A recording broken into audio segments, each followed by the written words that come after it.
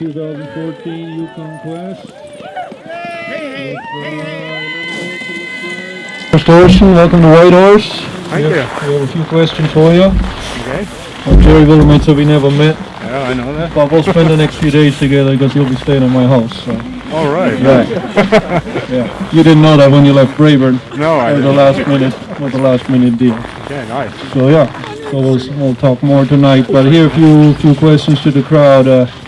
You're from Germany originally. You live in northern Sweden.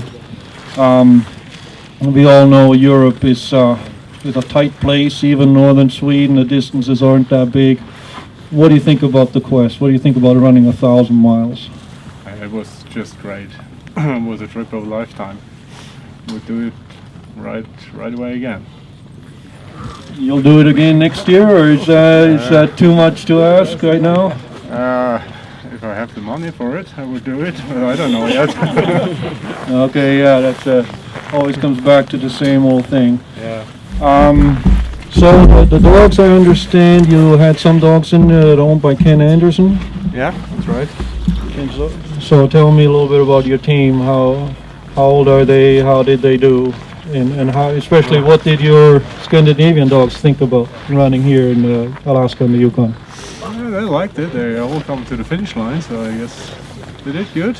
So there's the main leader, Mikey, with 8 years soon, and the younger leader with 2.5 years, and 5 year. Yeah, basically my main leaders from back home, and 3 more dogs from friend Mats Pettersson, who's going to do the Iditarod next month. So he's taken over the 6 dogs now and bring them to the Iditarod instead. 8 dogs from Ken. Okay. Also some veterans and some younger ones. So yeah, it worked out pretty good. So yeah, so you're raised in Scandinavia, and I'm curious myself. QNF was there last year, and he raced in the Finnmarkslapet, I believe, and I've been looking at that, and it's the same problem. It's it's a logistical challenge to get teams there. But how does it compare? How does a European long distance race and this one here compare? Well, compared to the Quest, the long distance race in Europe are more stage stop races. Kind of no one is camping out on the trail or something. It's more like you always go to the next checkpoint pretty fast and stay there, and you have access to your truck. You can go to your truck and sleep in there, so, or yeah, have a motorhome or whatever. So that's probably the biggest difference. And the overflows are not so bad in Europe. Okay. Yeah. So that said, how did you feel when you left Circle and you were leaving the road system and you're going on a 310-mile trek to Dawson? Well, this year is a little bit shorter, but still 260 miles from Circle to Dawson on the Yukon River. Like, how does that feel when you pull that snow hook in Circle? Well, right at that moment, didn't thought so much about it. I just enjoyed it until I came in the overflow. But yeah, I mean, there's not so much. It's just go through it and work it out. I mean, you're aware of there's no one else around, so you have to deal with these things. That's part of the game. Right. So you're obviously prepared mentally for that you're not going to see your dog truck and all that. What was your high point of the race? What did you like the best? Oh, it's probably a couple of high points, but yeah, basically, I mean, just to be now between Eagle and here, and I haven't met another dog team, just on my own, and the nature here, it's just great. I mean, it's really great. So that was the best of it, actually.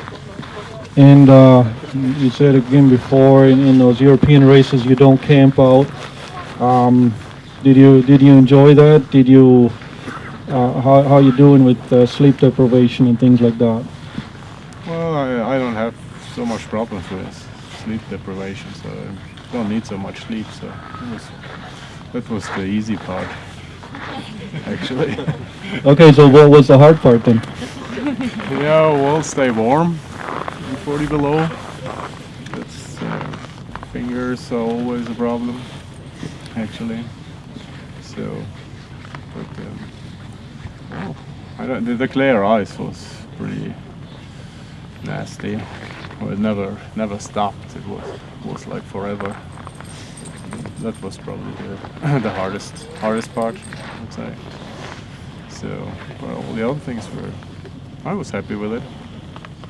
Okay, great. So you got the Yukon quest completed. You gonna stick around here in the Yukon or Alaska for a while and do some other races, or what are your immediate plans here for the rest of the winter? Yeah, stay around for another month until the Iditarod is over. Bring my dogs back home. So probably travel around the Iditarod, but no more races on the schedule for me. We're certainly glad you made it over here, and seems like you had a good race. You look like you could start another one because you don't look like you've been through 1,000 miles, other than the frost and the beard. So yeah, welcome to Whitehorse again. Okay. We'll let you take care of your dogs, and then I'll catch up with you in a few minutes. Okay. Thanks. Torsten Kohnert, 2014 Yukon Quest, 6th place.